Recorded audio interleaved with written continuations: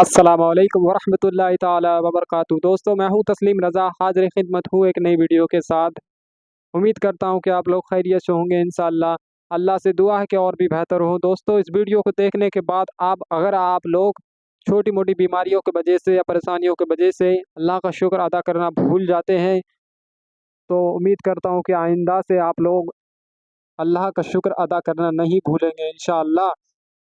تو آئیے پہلے دیکھتے ہیں ویڈیو۔ حضرت ایوب علیہ السلام کے پاس جتنا تھا شاید اس دنیا میں اتنا کسی کے پاس نہیں ہوگا، اتنا مال اللہ نے انہیں عطا کیا، مگر وہ شکر کے لیے رات کھڑے ہوتے تو صبح ہو جاتی۔ اللہ تعالیٰ ان کو دکھا کر فرشتوں پر رشک فرماتا تھا، اے فرشتوں دیکھو میرا بندہ، میں نے اسے سب دیا ہے پھر بھی میری عبادت میں کمی نہیں کرتا۔ فرشتوں نے کہا کہ مولا اگر تو اس سب سے لے لے گا تو شکر کرے گا یہ بندہ تیرا؟ اللہ تبارک و تعالیٰ نے فرمایا اب اسے میں آزمائش میں ڈالتا ہوں۔ تم نے یہ سوال کیا ہے کہ میرے مال ساری چیزیں دینے کی وجہ سے یہ شکر کر رہا ہے، تو حضرت ایوب علیہ السلام کثرت سے الحمدللہ کہا کرتے تھے۔ پھر اللہ تبارک و تعالیٰ نے اچانک آزمائش میں، امتحان میں ایسا ڈالا اس نبی پاک کو کہ آندھیاں چلیں، ایسی آندھیاں چلیں کہ ان کے پورے جانور ایک ساتھ مر گئے، سب چلے گئے۔ ایک بھاری نقصان ہے، یہ کروڑوں کا نقصان جس کا ہو جائے۔ حضرت ایوب علیہ السلام پھر مصلی بچھائے اور رات میں الحمدللہ کی تکرار شروع کرتے ہیں کہ رب العالمین تیرا کروڑا شکر و احسان ہے، اور شکر بجا لاتے رہے، یہاں تک کہ پھر چند دنوں کے بعد بیماریوں کی وبا پھیلی۔ وہ بیماریوں میں ایسا ہوا کہ ان کی اولاد یہ کے بعد دیگرے انتقال کرنا شروع ہو گئے۔ ان کے بیٹے اور بیٹیاں جتنی تھیں تقریباً 100 اولاد ان کی سب انتقال کر گئے۔ ہر بیٹے کے انتقال کے وقت جب آپ کو خبر دی جاتی تو وہ یہی کہتے کہ میرا کچھ بھی نہیں گیا، رب تبارک و تعالیٰ نے دیا تھا اور اس نے واپس لے لیا، مجھے کس چیز کا غم ہے۔ وہ الحمدللہ کہتے رہے، اسی پر قائم رہے۔ ظاہر سی بات ہے اولاد کی محبت، مال کی محبت فطرت میں آ ہی جاتی ہے۔ یہ بہت کٹھن مرحلہ ہوتا ہے کہ صبر کر لے جانا، بولنے کے لیے بڑا آسان ہے، بولنا آسان ہے، عمل کر کے دکھانا یہ بہت کٹھن مرحلہ ہے۔ کسی کی جدائی برداشت کرنا یہ سب کے بس کا بات کام نہیں۔ اس کے بعد ان کی یہ اہل خانہ سارے جب دنیا سے رخصت ہو گئے، کچھ بھی باقی نہیں تھا سوائے آپ کے ایک چھوٹے سے گھر کے اور آپ کی ایک وفا شعار بیوی حضرت بی بی رحمت، ان کو جمیلہ بھی کہا گیا ہے۔ حضرت بی بی رحمت آپ کے ساتھ رہیں خدمت کرتے ہوئے، باقی کوئی نہیں تھا۔ حضرت ایوب علیہ السلام پھر چند دنوں کے بعد خود آپ کو علالت بیماری ایسی آئی کہ بخار بڑھتا گیا بڑھتا گیا بڑھتا گیا، اتنا کہ آپ کا جسم بخار سے گل گیا پورا۔ لیکن اس حالت میں بھی آپ بارگاہ رب العزت میں پوری رات کھڑے ہونے کی کوشش کرتے۔ آپ لکڑی کے سہارے، دیوار کے سہارے کھڑے ہوتے تھے اور گر جاتے تھے رات کو عبادت کرتے کرتے۔ پھر ایک وقت ایسا بھی آیا کہ آپ کے جسم میں سب دراڑیں پڑ گئی تھی، گوشت کٹ کٹ کے گرنے لگا، اور جب آپ کو سلایا جاتا پھر اٹھایا جاتا تو آپ کی چمڑی بسترے سے لگ جاتی تھی۔ جسم مبارک میں اس قدر گلن آ گئی تھی، یعنی گل گیا تھا بخار کی تپش سے، گرم سے۔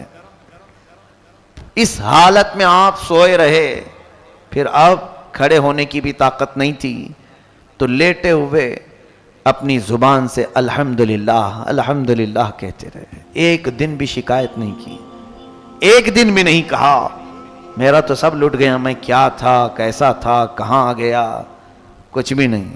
اس حالت میں بھی بستر پر رب تبارک و تعالیٰ کے شکر میں مصروف ہے۔ اسی لیے تو صبر اور شکر یہ دو چیزیں بہت ہلکی چیزیں ہیں کہنے کو، لیکن عمل میں اتنی ہی بھاری ہیں، بہت بھاری ہیں۔ صبر کر لے جانا اور شکر کر لے جانا یہ اولیاء اکرام، انبیاء اکرام کی اعلیٰ عادتوں میں سے ہے۔ اگر کسی کو لگ گئی یہ عادتیں، سمجھ لو کہ وہ بہت بڑا مقام حاصل کر لیا، بہت بڑا مقام حاصل کیا، ورنہ ہر ایک کے بس کی بات ہے ہی نہیں ہے۔ میرے عزیزو سیدنا ایوب علیہ السلام اسی حالت میں سوئے رہے. پھر ایک وقت ایسا آیا کہ آپ کی زبان کٹ گئی جگہ جگہ سے، زبان ہلتی نہیں تھی. اس حالت میں بھی ان کی وفا شعار خاتون حضرت بی بی رحمت انہیں چھوڑ کر نہیں گئیں. اس خاتون کو ہماری عورتیں آئیڈیل بنا لیں، نمونہ بنا لیں. آج اگر تمہارا شوہر صحیح سلامت ہے، تمہیں دیکھ رہا ہے، کما رہا ہے، تو اس کے آگے پیچھے گھوم رہی ہو.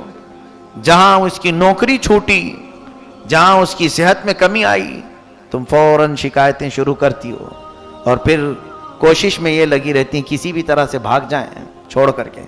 کچھ نہیں کرتا ہے. اس کی صحت مندی کے دنوں میں تو کچھ کیا اس نے. اگر آج اس پر کوئی چیز آفتیں آ گئی ہیں، بارگاہ رب العزت میں دعا کرو کہ مولا اس پر آئی ہوئی بلائیں ٹال دے. اللہ تعالیٰ بیوی کی دعا سے شوہر کو صحیح فرماتا ہے، لیکن ناشکری بیویوں سے نہیں. اور حدیث پاک میں یہ بھی ہے، حضور صلی اللہ علیہ وسلم فرماتے ہیں میں نے جہنم میں اکثر عورتوں کو دیکھا معراج کی رات میں. صحابہ سے صحابیات اس وقت جو موجود تھیں حضور سے پوچھتی ہیں یا رسول اللہ کیوں عورتیں زیادہ کیوں تھیں؟ اللہ کے نبی فرماتے ہیں یکفرن العشیر، کہ وہ اپنے شوہروں کی ناشکری بہت کرتی ہیں. ناشکری. اور حضور نے یہ لفظ بھی بتا دیا حدیث پاک میں کہ زندگی بھر اس کے ساتھ اس کا شوہر اچھا کرتا ہے، کبھی اس کی خواہش کے مطابق کوئی کام نہیں کیا تو وہ پورے کاموں کو یوں کہہ دیتی ہے کب تم نے میرے ساتھ اچھا کیا. یہ جملہ اس کو جہنم میں لے جائے گا. یہ تو عادت سی بنی ہوئی ہے گھروں میں.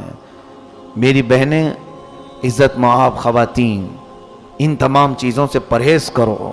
تمہاری زبان جو اس طرح سے بے لگام ہے آج، یہ دوزخ میں جانے کا سبب بن سکتی ہے. اپنے شوہر کے متعلق اللہ تعالیٰ نے جب یہ تمہارا جوڑا لکھ دیا ہے، صبر کر لے جاؤ، بہت بڑا تمہارے لیے اجر ہے. ظاہر سی بات ہے آج تمہارا شوہر جیسا بھی ہوگا فرعون تو نہیں ہوگا. فرعون حضرت آسیہ کو سلاتا تھا اور ان کی ہتھیلیوں میں میخ مارتا تھا، کیلیں ٹھوکتا تھا، اور پھر ان کے سر کی چوٹی کے بال سے چھت کو لٹکا دیتا تھا. دن بھر وہ بالوں سے لٹکی رہتی تھی. اس قدر ظلم کرتا تھا سیدہ آسیہ پر. کس لیے؟ کہ وہ حضرت موسیٰ علیہ السلام پر ایمان لائی تھی، اور اسی حالت میں ان کو شہید کر دیا. اس نے مار کر کے ٹکڑے کر کے شہید کیا سیدہ بی بی آسیہ رضی اللہ تعالیٰ نے. لیکن میرے آقا صلی اللہ علیہ وسلم فرماتے ہیں آسیہ کو میں نے جنت کے سب سے بلند مقام میں دیکھا. اور پھر اتنا ہی نہیں بلکہ حضور صلی اللہ علیہ وسلم فرماتے ہیں میں معراج کی شب جبرائیل کے ساتھ جا رہا تھا، ایک جگہ سے تیز خوشبو آئی. پوچھا جبرائیل یہ کس چیز کی خوشبو ہے؟ عرض کرتے ہیں یا رسول اللہ صلی اللہ علیہ وسلم فرعون کی بیوی آسیہ کی کنگھا کرنے والی جو خاتون تھی اس کے ہاں سے یہ خوشبو آ رہی ہے. اس کے حضرت آسیہ کے بالوں میں جو کنگھا کرنے والی خادمہ تھی یہ اس کی قبر کی خوشبو ہے. پھر حضرت آسیہ کا حال کیا ہوگا؟ صبر کی وجہ سے وہ اجر دیا گیا. بہرحال حضرت بی بی رحمت ایوب علیہ السلام کی نیک وفا شعار خاتون یہ بھی ایسی صابرات تھیں، چھوڑ کر بھاگی نہیں. اس حالت میں بھی اپنے شوہر نامدار کے ساتھ خدمت میں لگی رہی، خدمت کرتی رہی. جیسے بھی ہیں آج گوشت کے ٹکڑے کٹ رہے ہیں، ان کے بستر سے چمڑی لگ رہی ہے، لیکن ہے تو یہ اللہ کے نبی ہے میرے شوہر، میں آخری سانس تک ان کے ساتھ رہنے والی ہوں. لیکن علاج کے لیے دوڑ بھاگ بھی کرتی تھی. ایک بار بازار میں ایک حکیم صاحب پکار رہے تھے میرے پاس، ہر چیز کا علاج ہے. یہ دوڑی دوڑی چلی آئیں، پوچھا اپنے شوہر کی بیماریاں سب بتائیں، ایسے ایسے میرے شوہر کی تکلیف ہے، کیا ان کا علاج ہو سکتا ہے تمہارے پاس؟ اس حکیم نے کہا بالکل ہو جائے گا، چٹکی میں علاج کروں گا. در حقیقت وہ ابلیس تھا، شیطان مردود تھا. اس نے یہ جان بوجھ کر کے جال بنایا تھا کہ آخر وقت وہ بہتوں کا ایمان چھین لیتا ہے. کہا اے خاتون تیرے شوہر کا علاج تو میں کر دوں گا، اجرت کیا لوگے؟ کہا اجرت میری کچھ بھی نہیں ہے، معاوضہ بس اتنا کہہ دینا کہ شفا دینے والا تو ہی ہے. وہ مجھے اتنا مان لے کہ میں شفا دینے والا ہوں. عورتوں کو کبھی کبھار محبت میں جب غالب ہوتی ہیں تو کچھ سمجھ میں بھی نہیں آتا ہے. اندھا دھند جیسے آج بھی بچوں کی محبت میں عورتیں بہک جاتی ہیں. ارے کہیں سے تو علاج ہو جائے, میرا بچہ بچ جائے. یہ نہیں ہے ایمان.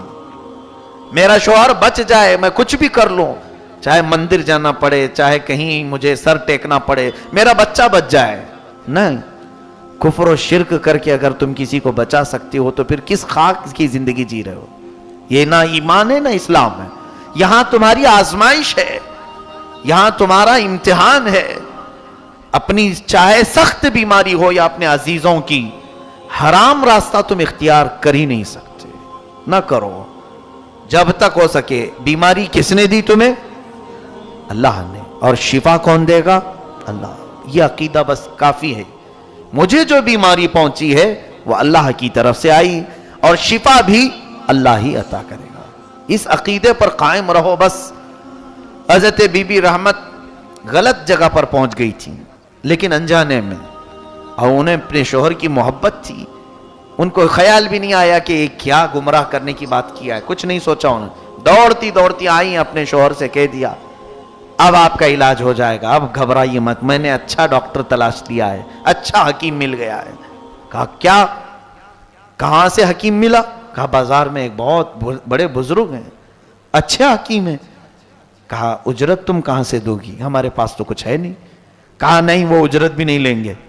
انہوں نے اتنا ہی کہا ہے کہ بیماری صحیح ہونے کے بعد آپ اتنا کہہ دیں کہ شفا دینے والا تو ہے. جلال میں آ گئے ایوب علیہ السلام بیماری کے عالم میں. کہا اے جمیلہ, تم کسی حکیم کے پاس نہیں, ابلیس لعین کے پاس گئی تھی. اللہ کی قسم سنو, ایوب علیہ السلام قسم کھاتے ہیں, اللہ کی قسم اگر میں صحیح ہو گیا تو تجھے 100 کوڑے ماروں گا. بیماری میں ایک ہی عورت ساتھ رہی ہے, کوئی نہیں ہے. اس کے باوجود یہ ایمان کی اعلیٰ مثال اگر کہیں ملتی ہے تو نبیوں کے دربار میں. انہوں کو کسی سے کوئی پرواہ نہیں ہے کہ یہ چھوڑے گا وہ چھوڑے گا, مجھے کچھ نہیں. مخلوق سے ان کی کوئی پرواہ ہی نہیں ہوتی. وہ نبی اللہ تھے, اللہ کے نبی تھے. ان کا عقیدہ تو اپنے رب کے ساتھ بڑا مضبوط تھا. جاتا ہے کوئی تو جائے, میرا مولا مجھے پرورش کرے گا. بی بی رحمت کو آپ نے قسم کھا کر کے کہا, تب بھی وہ بھاگ کر کے نہیں گئیں. ایک تو بیماری میں تمہارا اچھا کرنے گئی اور الٹا تم مجھے مارنے کی بات کر رہے ہو, اور وہ بھی قسم کھا لیا کہ مجھے 100 کوڑے مارو گے. اگر اس زمانے میں کسی خاتون کو کہہ دیں تو وہ پورا بکھیڑا کھڑا کر دیں, ہمیں کھلا چاہیے, طلاق چاہیے, مجلس بٹھاؤ, میٹنگ بٹھاؤ, بہت سارے معاملات. یہاں پر ایک چیز سیکھنے کو ملتی ہے کہ اگر ایمان میں مرد مضبوط ہو, اپنی عورتوں کے متعلق یہ کہہ دے چاہے ہمارے گھر میں کچھ بھی ہو جائے, غلط راستے کے ذریعے سے کوئی چیز ہمارے گھر نہ پہنچے گی. بس اس پر آپ قائم رہیں, دیکھیں پھر آپ کی اولاد بھی, آپ کا گھرانہ بھی اس طرح سے چلے گا کہ اللہ تبارک و تعالیٰ سارے صالحین آپ کی نسل میں پیدا فرمائے گا. لیکن ہم مجبوریوں کے عالم میں یہ سوچ لیتے ہیں کہیں سے بھی آ رہا ہے چلا لو یار, آج غربت ہے, تنگی ہے, کہیں حرام کا آ رہا ہے چلا لو. بہت سارے لوگوں کے گھر اس طرح سے تباہ و برباد ہو گئے. یاد رکھنا, کبھی تم مالدار تھے, بڑے پیسے والے تھے, جیب میں ہمیشہ مال بھرا رہتا تھا, اچانک ایسی بندش لگ گئی کہ اب کچھ بھی نہیں آتا, خال خال پھر رہے ہیں. ایسے حالت میں تمہارا امتحان چل رہا ہوتا ہے.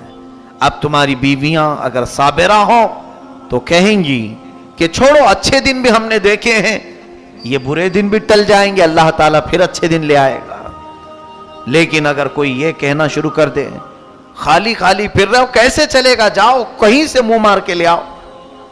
پھر اگر وہ منہ مارنے کی بات آئے تو کسی کو دھوکہ دے, کسی کو ٹوپی پہنائے, کسی کو جھوٹ بولے, کہیں سے سود سے حاصل کرے, چوری سے حاصل کرے, ڈکیتی سے حاصل کرے. مال آیا تو یہاں دو کی ذمہ داری, اگر بیوی گھر میں لے آئی تو شوہر کی ذمہ داری ہے پوچھے کہ کہاں سے آیا, پوچھے نہیں, ارے کہیں سے تو لے کے آ رہی ہے, کچھ تو کر کے لا رہی ہے, گھر چل رہا ہے نا. اور اگر شوہر لا رہا ہے ایسے تنگ دستی کے دنوں میں تو عورت کی ذمہ داری ہے پوچھے کیا میاں آپ کو کام لگ گیا, حلال ذریعے سے مال آ گیا آپ کے پاس، کیونکہ یہ وقت، یہ سچویشن ایک دوسرے کا مدد کا ہوتا ہے، تعاون کا ہوتا ہے۔ جب غربت اور تنگ دستی ہمارے اوپر چھا جائے، کہیں سے آمدنی کے ذرائع نہیں نظر آ رہے ہیں، تو اس وقت دونوں کی ذمہ داری ہوتی ہے ایک دوسرے کا تعاون کریں، اور پھر جانچ پڑتال بھی کرتے رہیں۔ اتنے دن سے تو سوکھا سوکھا تھا، اب کہاں سے آ گیا؟ کہیں کوئی غلط راستے سے تو نہیں آیا؟ کیونکہ اچھے دنوں میں غلط راستے پر جانے کے چانسز کم ہوتے ہیں، غربت اور تنگ دستی میں غلط راستے پر جانے کے بہت چانسز ہوتے ہیں۔ چور اکثر مال سے پریشان ہو کر کے کرتے ہیں، جسم کا دھندہ کرنے والے غربت سے تنگ آ کر کے کرتے ہیں، ڈکیتی کرنے والے، اپنا جسم بیچنے والے، یہ تمام جو گناہ آج منظر عام پر آتے ہیں، اس کے پیچھے اگر کوئی سبب ہوتا ہے تو وہ تنگ دستی ہے، غریبی، پیٹ، بھوک انہیں لے آتی ہے۔ بہت سارے کاموں میں کئی ایسے مسلمان بچیاں اور مسلمان بچے چلے گئے، بہت سارے کس کام میں لگے ہیں؟ معاذ اللہ رب العالمین۔ پچھلے سال کی بات ہے، مجھے ایک صاحب نے بتایا تھا کہ یہ اپنے جسم کو بیچنے کے کام شروع کر چکے ہیں، کہ انہیں اس کی نمائش کے، اس کے استعمال کے اچھے خاصے پیسے دیے جاتے ہیں۔ اے میرے عزیزو، کہ اللہ تعالیٰ کی یہ امانت تمہیں اس کام کے لیے استعمال کے لیے دیا ہے مولا نے، اس غلیظ کام کے لیے، جس میں اگر تمہارے عیب رب تبارک تعالیٰ کھولے تو معاشرے میں رہنے کے قابل نہ ہو۔ اللہ تعالیٰ ہماری تنگ دستی اور غربت میں ہماری حفاظت فرمائے۔ حضرت ایوب علیہ السلام کی خاتون ذرا غلط راستے، غلط حکیم کے پاس چلی گئیں تو آپ کا جوش ایمانی تو دیکھو، قسم کھا لیا کہ اگر میں صحیح ہو گیا تو تجھے کوڑے ماروں گا، 100 کوڑے ماروں گا۔ انہوں نے توبہ کر لیا، نہیں مجھ سے بھول ہو گئی، میں آپ کی محبت میں سمجھ ہی نہیں پائی کہ وہ کیا کہا۔ خیر اللہ نے مجھے ہدایت دی آپ کے ذریعے سے، شکر بجا لائی، پھر بھی چھوڑ کر کے نہیں گئی۔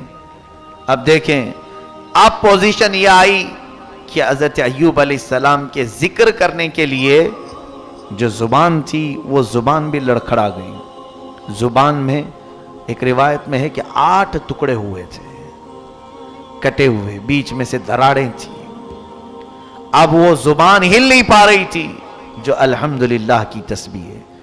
اے میرے عزیزو، اتنی بیماری اللہ نے کسی کو دیا آپ میں سے، اس کے باوجود شکایت کی زبان کتنی لمبی ہے ہماری۔ اب حضرت ایوب علیہ السلام کا جملہ سنیں، کہتے ہیں ربی انی مسنی الضر وانت ارحم الراحمین۔ اے اللہ، یہ ضر، یہ تکلیف میری زبان کو لگ تو رہی ہے، لیکن تو ارحم الراحمین ہے، تو سب سے زیادہ رحم کرنے والا ہے۔ اتنا ہی جملہ میرے مولا کو بھا گیا۔ اللہ فرماتا ہے فاستجبنا له فکشفنا ما به من ضر، ہم نے فوراً قبول کر لیا اور جو کچھ اسے تکلیف پہنچی تھی سب دور کر دیا۔ کیسے؟ اللہ تعالیٰ فرماتا ہے ارکض برجلک، اے ایوب اپنا پیر ہلاؤ، پیر زمین پر مارو۔ آپ نے پیر زمین پر مارا تو ایک نہر اس میں سے جاری ہوئی، ایک بڑی نہر وہاں سے کھل گئی۔ اللہ کا حکم ہوا اس نہر کے پانی سے نہا لو۔ حضرت بی بی رحمت نے انہیں نہلایا، نہا کر کے جیسے فارغ ہوئے تو دیکھا بدن سے ساری بیماریاں ختم ہے۔ اللہ جو بیماری دیتا ہے وہی صحت دینے پر بھی قادر ہے۔ بالکل آن واحد میں ایوب علیہ السلام کو صحت کاملہ ملی، تندرستی آئی۔ آپ حشاش بشاش طبیعت کے ساتھ تھے، لیکن اللہ تعالیٰ فرماتا ہے اور ایک پیر زمین پر مارو۔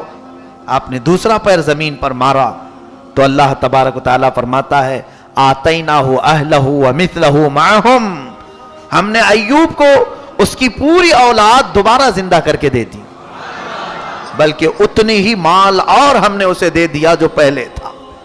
حضرت ایوب علیہ السلام آزمائش میں کامیاب ہو گئے، امتحان میں کامیاب ہوئے۔ اب رب تعالیٰ نے فرشتوں سے فرمایا اے فرشتوں، تم کہتے تھے کہ میں نے اسے مال بہت دیا اس لیے یہ عبادت میں رہتا ہے، کیا تم نے دیکھا اس کو بیماریوں کی اعلیٰ درجے تک میں نے تکلیف دے دی، پھر بھی اس کی زبان لڑکھڑائی نہیں شکایت میں، میرے شکر میں ہی یہ بندہ رات گزارتا رہا۔ حق ادا فرمایا سیدنا ایوب علیہ السلام نے۔ لیکن اب اس کے بعد کی بات دیکھیے، حضرت ایوب علیہ السلام قسم کھائے تھے بیماری میں، اب وہ کوڑا مارنے کے لیے بیٹھ بھی گئے۔ بی بی رحمت کو کہا کہ میں نے قسم کھا لیا۔ قسم کو معمولی مت سمجھیں جو روزمرہ آپ کھا لیتے ہیں۔ قسم کھانے کے بعد اگر کوئی پوری نہیں کیا تو قرآن کا حکم سنیے، فَكَفَّارَتُهُ إِطْعَامُ عَشْرَةِ مَسَاكِينَ، پھر اسے 10 مسکینوں کو کھانا کھلانا پڑے گا، یا پھر کپڑے پہنانے پڑیں گے، او کسوتوں او تحریر رقبہ، فَمَن لَّمْ يَجِدْ فَصِيَامُ 3 أَيَّامٍ، اور اگر 10 مسکینوں کو کھانا نہیں کھلا سکتا تو قسم توڑنے کے کفارے میں اسے 3 روزے رکھنے پڑیں گے۔ یہاں پتہ نہیں کتنے لوگ صبح سے شام تک ماں کی قسم، باپ کی قسم، اس کی قسم، اس کی قسم، یہ عادت سی ڈال لی ہے۔ اور حدیث پاک کے الفاظ یہ بھی سن لیجئے کہ منافق کی علامت یہ ہے کہ وہ ہر بات پر قسم کھایا کرتا ہے۔ منافق کی علامت کہ وہ اپنے کاروبار میں بیچنے کے لیے قسم کھا کر کے بیچتا ہے۔ لا تجعلوا اللہ عرضۃ لایمانکم، اللہ کو اپنی قسموں کا نشانہ نہ بناؤ، اللہ فرماتا ہے۔ قسم کھانے کی جو ضرورت ہے وہ بہت الگ چیز ہے۔ جہاں یقینی بات کہی جاتی ہے وہاں پر قسم یاد کی جاتی ہے۔ اب سنیے، نبی کی قسم ایسے نہیں ہوتی کہ کھا لیے اور چھوڑ دیے، ایسا تو چلتا رہتا ہے نہ، اس کو پورا کرنے کے لیے بیٹھے۔ اب 100 کوڑے عورت کو ماریں گے تو مری جائے گی۔ بی بی رحمت اور اتنی وفا شعار خاتون کی بیماری میں بھی ساتھ نہ چھوڑی، لیکن کیا ہے، حضرت ایوب علیہ السلام نے جو کوڑے مارنے کی قسم کھائی اس کو پورا کرنے بیٹھے ہی تھے کہ اللہ تعالیٰ کو رحم آیا۔ مولا تعالیٰ نے جبرائیل امین کو بھیجا، کہا ہے جبرائیل جاؤ، میرا بندہ اپنی قسم پوری کر کے رہے گا، کیونکہ انہوں نے قسم یاد کی، قسم کھایا ہے تو یہ پوری کر کے رہیں گے۔ ان سے کہہ دینا خذ بیدک ضغطا فاضرب به ولا تحنث انا وجدناه صابرا۔ اللہ فرماتا ہے ایوب سے کہنا ایک جھاڑو لے لے جس میں 100 کاڑیاں ہوتی ہیں، ایک بار بی بی رحمت کو مار دے، اس کی قسم پوری ہو جائے، 100 کوڑے کے برابر۔ یہ رب تبارک و تعالی ہے، جب وہ چاہے اپنے معاملات میں تخفیف اور آسانی بھی فرما دے۔